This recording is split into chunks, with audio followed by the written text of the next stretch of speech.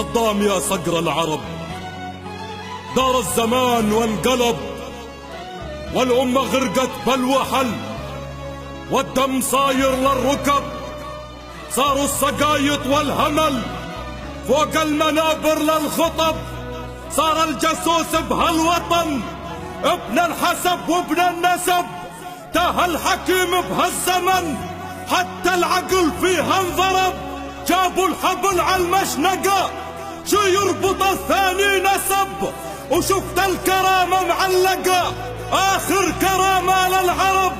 من ساعة إصدار الحكم بس أعطني من هو شجب، من هو اللي قال إنها ظلم، من هزه إحساس الغضب، بس للأسف ما في ظلم، وللعزة ما اهتز الشنب، بس للأسف ما في ظلم، وللعزة ما اهتز الشنب.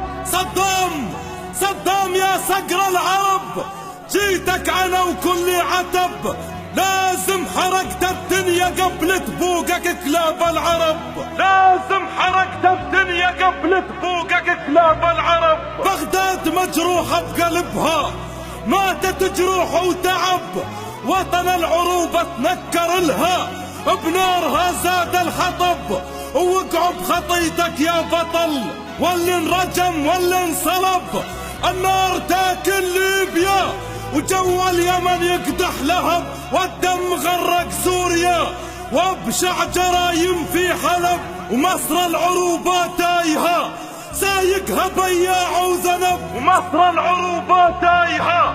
سايقها بياع وذنب. صاح الوطن صدام، صاح الوطن صدام، ضعنا بغيابك للأسف، صرنا قطيع أغنام، وصار الحلم بس بالعلف، صرنا على الإعلام خزوة وأقرف من قرف، صدقني ما في زلام، وكل شي توضح وانكشف، صدقني يا صدام كل شي عن الحق انحرف، إلى الأسف أصنام،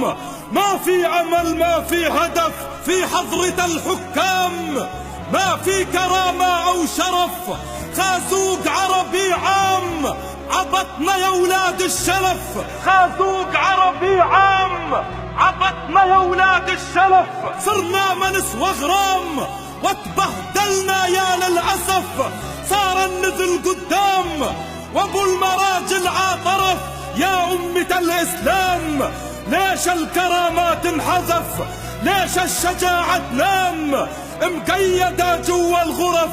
لما انعدم صدام وبالعيد ما كانت صدف، كان الحكم على العام وشرف العروبة انتسف، وشرف العروبة انتسف، وشرف العروبة انتسف، وشرف العروبة